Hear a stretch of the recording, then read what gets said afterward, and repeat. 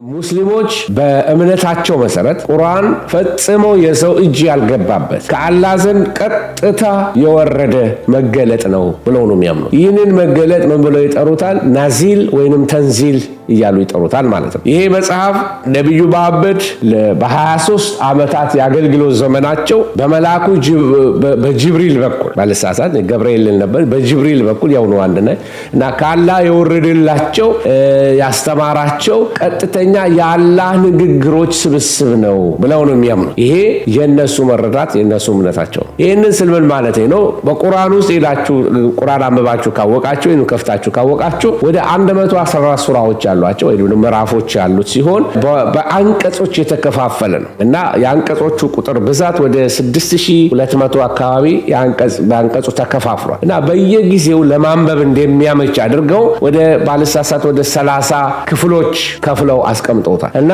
እያንዳንዱ ክፍሎች ጁዝአ ብለው ይጠሯቸዋል ወይም ጁዝአ I don't know how they pronounce it ጁዝአ ብለው ይጠሩታል ማለት ነው እና ወደ 79 የሚያህሉ ምዕራፎች በመክፈቻቸው ላይ በሚገኙ ቃላት ልክ እንደ መዝሙረ ዳዊት ሲጀምር በላዩ ላይ መክፈቻ ቃል እንዳለው ልክ እንደዛ መክፈቻ ቃላቶች አሉ እና ይሄ በውስጣቸው ያለውን ኮንቴንት ለማሳየት እና ቁርአንንና ሙስሊሞችን ሄደን ስንመለከት ቁርአን ምዕራፎቹን ሄዳችሁ ስትመለከቱ አቀማመጡ በቅደም ተከተል ወይም ክሮኖሎጂካል ሲኩዌንስ የተቀመጠ ሳይሆን ከሞላ ጎደል እንዴት ነው የተጻፈው? ከረጅሙ ምዕራፍ ወደ አጭሩ ምዕራፍ የተደረደረ ነው። ስለዚህ ረዘም ያለ ምዕራፍ ያላቸው ወደፊት መጥተዋል፣ አጫጭሩ ምዕራፎች ደግሞ ወደ ኋላ ሄደዋል ማለት ነው። ይሄ አጻጻፋቸው የነሱ ስታይል እና ከመጀመሪያው ወይንም የመክፈቻው ምዕራፍ ባለሳሳት አልፈቲም ብለው ይጠሩታል እና ከዛ ውጭ ያለው አቀማመጣቸው መልኩ ልክ እንደዛ ነው። በቃ በክሮኖሎጂካል ኦርደር ሳይሆን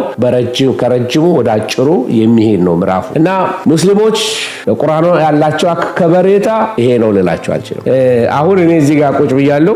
መጽሐፍ ቅዱሴ እዚህ ጋር ነው የተቀመጠው እና እኔ ከመጽሐፍ ቅዱሴን ወደታች ነው ማለት። በሙስሊሞች ቁርአን ከሰው ወገብ በታች አይቀመጥም፣ ከሰው ወገብ በላይ ነው የሚቀመጠው። ቁርአናቸውን ሲይዙም ከወገባቸው በላይ ነው እንጂ የሚይዙት ከወገባቸው በታች አይዙትም። ይሄ የሚያሳየው ምን ለማለት ነው?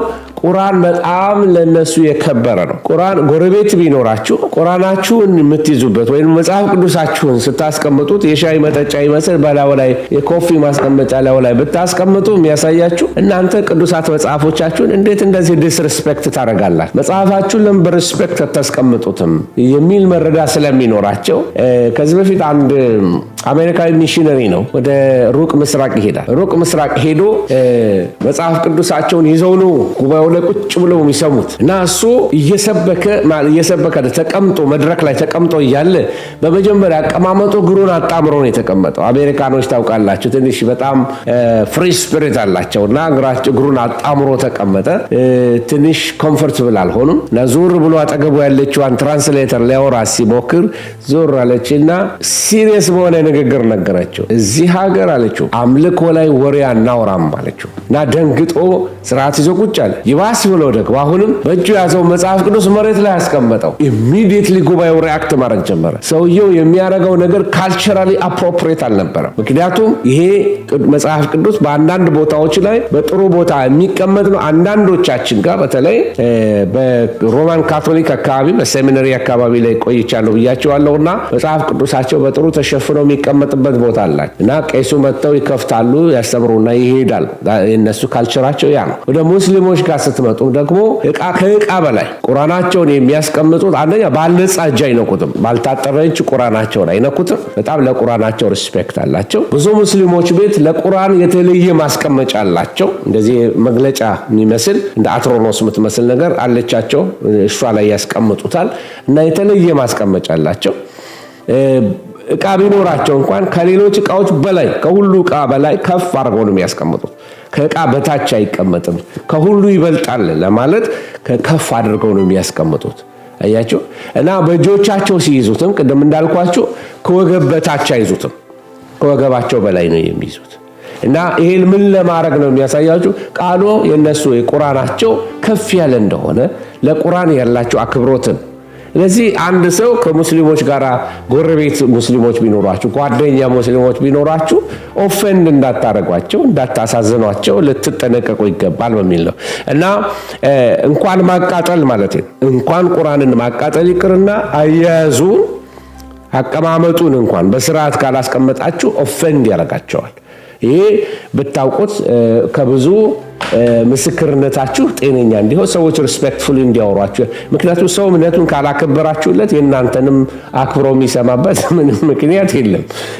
አስታውሳለሁ ተማሪ ያለው ቤት የአንድ ጆሆቫ ዊትነስ ልትመሰክርልኝ መጣችና አንኳኳች። በር ከፈትኩላት፣ ቆሜ ሰማታለሁ እና እየሰማኋት እያለ የሆነ ነገር ስትናገር I happen to be a student of the Bible አልኳት። የመጽሐፍ ቅዱስ ተማሪ ነበር በዛን ጊዜና መጽሐፍ ቅዱስ ተማሪ ነኝ እና አንድ የሰራሁት ወረቀት አለ እሱን ልስጥሽ ብዬ ወረቀት ልሰጣት ወደ ውስጥ ገብቼ ስመጣ አለቃዋ የሷ የጆሆቫ ዊትነሷ ዋና የምታሰማራቸው ሴትዮ በጣም ተቆጥታ መጣች።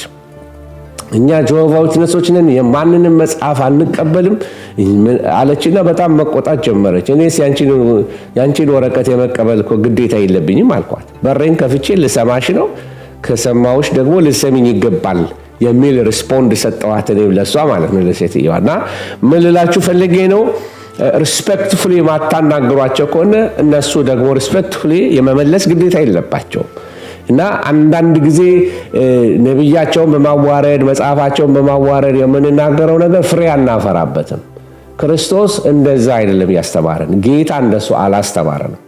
ፖሊሶቼ ትሆኑልኛላችሁ አላለም፣ ምስክሮቼ ትሆኑልኛላችሁ ነው ያለው።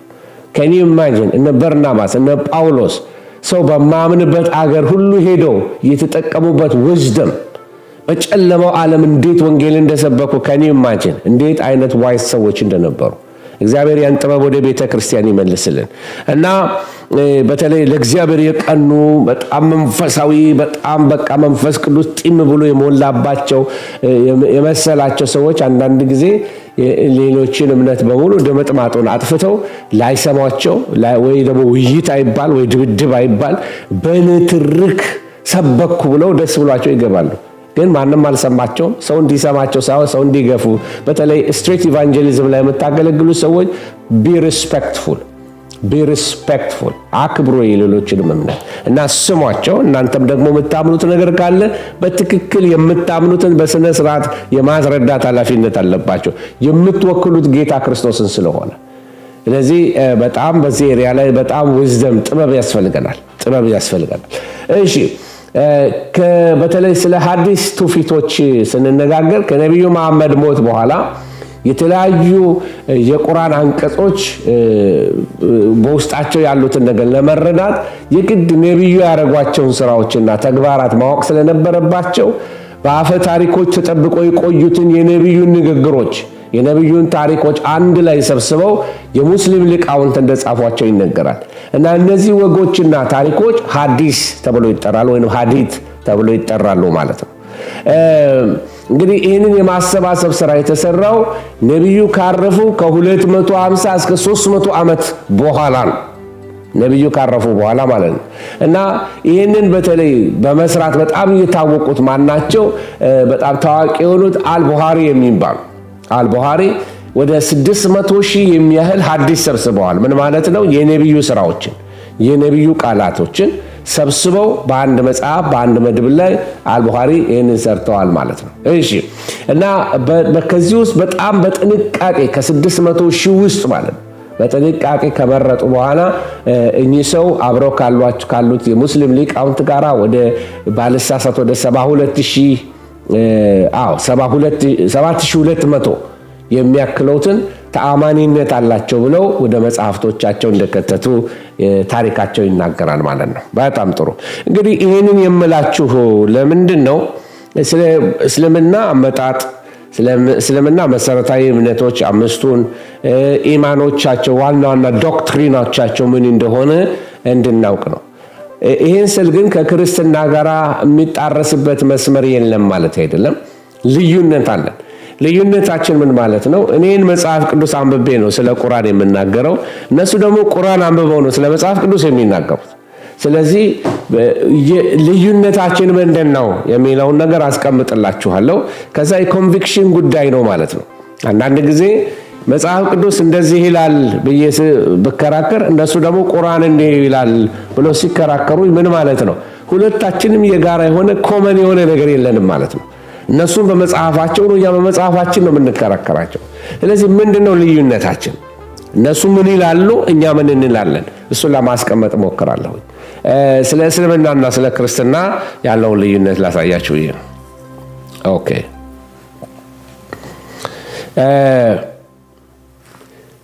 እስልምናና የክርስትና ልዩነት የመጀመሪያው ብዙ የሚያመሳስሉ ነገሮች እንዳሉ ልታውቁ ያስፈልጋል። ሁለታችንም ሰዎች ነን፣ ሁለታችንም የእግዚአብሔር ፍጥረቶች ነን። እኛንም እነሱንም የፈጠረ እግዚአብሔር ነው። ይህንን አንደርላይን አድርገን ልናውቅ ይገባል። እነሱንም እኛንም ጌታ ይወደናል። እግዚአብሔር የሰውን ፊት አይቶ አያዳላም።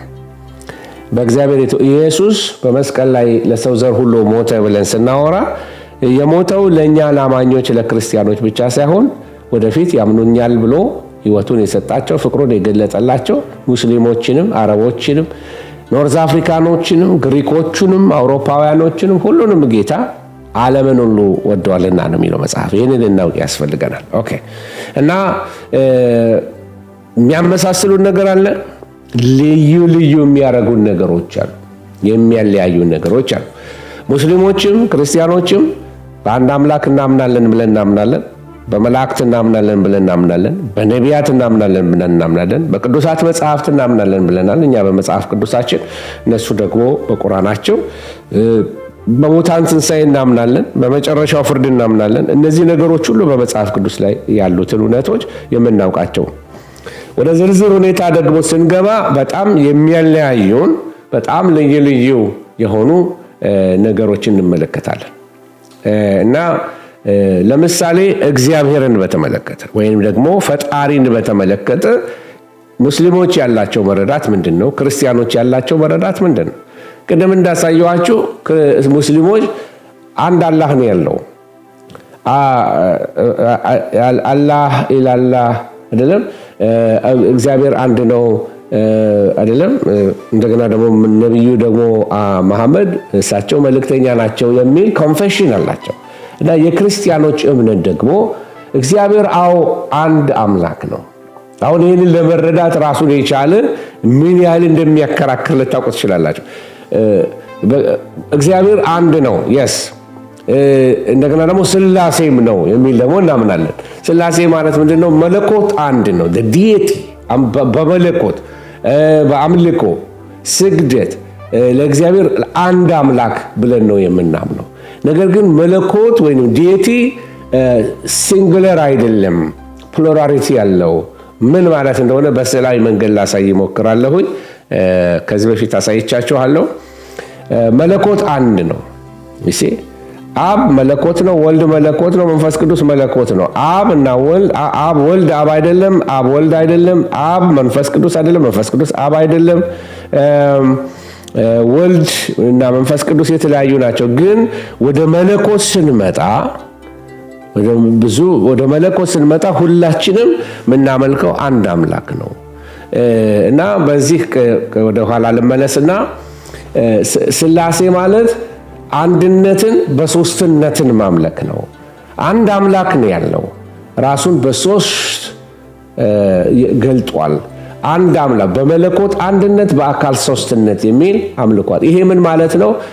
በአካል ሶስትነት አንድ፣ በመለኮት ወይም በአምልኮ አንድ የሆነ አምላክ እናመልካለን። አብ፣ ወልድ፣ መንፈስ ቅዱስ አንድ አምላክ ብለን ነው የምናመልከው። ይሄ ለመረዳት እንኳን ለሙስሊሙ አይደለም ለክርስቲያኑ ራሱ ስላሴን ሚስጥር መረዳት ራሱ መለኮትን እግዚአብሔር የሚለውን መለኮትን ወይም አላህ የሚለውን የእግዚአብሔርን ማንነት ሰው አውቃለሁ ማለት በአእምሮ በጣም ከባድ ነው። ግን በቅዱሳት መጽሐፍት እንደተጻፈ በእኛ መጽሐፍ በቅዱሳት መጽሐፍ እንደሚያስረዳን እግዚአብሔር አንድ አምላክ አለ። ራሱን እንግዲህ በስላሶች ሶስትነት በመለኮት አንድነት ይህንን እናምናለን። ይሄ መጽሐፍ ቅዱሳችን ላይ በብዙ ማስረጃ የተገለጠና የተጻፈልን ነው። ይሄ ማለት ፖሊቴይዝም ነው አይደለም። ሶስት አምላኮች አናመልክም፣ አንድ አምላክ እናመልካለን። ብዙ ጥቅሶች ልሰጣችሁ እችላለሁ። በማቴዎስ 28 ቁጥር 19 ላይ ጌታችን ኢየሱስ ክርስቶስ ሲናገር ምን አለ? ሂዳችሁ አሕዛብን ሁሉ በአብ በወልድ በመንፈስ ቅዱስ ስም አጥምቋቸው አለ። ሁለተኛ ቆሮንቶስ 13:14 ላይ ሄዳችሁ ብትመለከቱ ተመሳሳይ ነገሮች ሲነገሩ ትመለከታላችሁ። እግዚአብሔር አብ ፍቅር፣ የጌታ ኢየሱስ ክርስቶስ ጸጋ፣ የመንፈስ ቅዱስ ኅብረት ከእናንተ ጋር ይሁን ብሎ ይናገራል ሐዋርያው። ስለዚህ ይሄ የምትመለከቱት አንድ አምላክ ነው፣ ግን በሶስትነት ራሱን እንዴት እንደገለጠ ትመለከታላችሁ ማለት ነው። እና አብ ወልድ መንፈስ ቅዱስ ወይም ሥላሶችን በዚህ ነው የምንመለከተው። እንግዲህ ሙስሊሞች ስለ አላህ የሚያምኑት አለ ሙስሊሞች ስለ አላህ የሚያምኑት አለ። ከዚህ ውስጥ አንዱ አንድ አምላክ ብቻ እንዳለ ያምናሉ። ይሄ በጣም የእምነታቸው በጣም ወሳኝ ነገር ቢባል ይሄ ወሳኝ ነው። የእምነታቸው መሰረት ያለበት ቦታ እዚህ ጋር ነው ያለው። ስለዚህ ከአላህ በቀር አምላክ የለም። ይህንን ነው በሻዳ ላይ አንዱ ከሚናገሩት። በቃ ከሱ በቀር ሌላ አምላክ የለም። በአዋጃቸው ላይ ጠዋት ተነስቶ አላሁ አክበር የሚለው ላይ አብሮ በቃ ከሱ ሌላ አምላክ የለም፣ ከአላህ በቀር አምላክ የለም ብሎ አዋጅ የሚያደርጉበት አንዱ በጣም ወሳኝ ነገር እንደሆነ ትመለከታላችሁ። እሺ እውነት ነው። እግዚአብሔር በዚህ ላይ ራሱን ካልገለጠ በስተቀር ቅዱሳት መጽሐፍትን ይዘን ይሄ ነው ብለን ስንነግራቸው እነሱ ጋር ፈጽሞ አስጸያፊ ሊሆን የማይችል ነገር ብሎ ከሚያምኑት ነገር አንዱ ሥላሴ እምነት ነው። እግዚአብሔር ራሱ መንፈስ ቅዱስ ወደ እውነት የሚመራው አይኖቻቸውን ከፍቶ ካልመራ በስተቀር በማስረዳት በንትርክ የሚሆን ነገር አይደለም። እሺ ስለ አላህ ሌላ ምን ብለው ይናገራሉ? አንድ አምላክ በሶስት አካል ሊሆን እንደሚችል አያምኑም። ማለት አሁን ያልኳችሁ ነው። በሥላሴ አያምኑም። ይሄ ምንድነው? ለነሱ ራሱ ስትሬንጅ ነው። እንዴት አድርገው ሶስት አምላክ ያመልካሉ ብለው ይላሉ።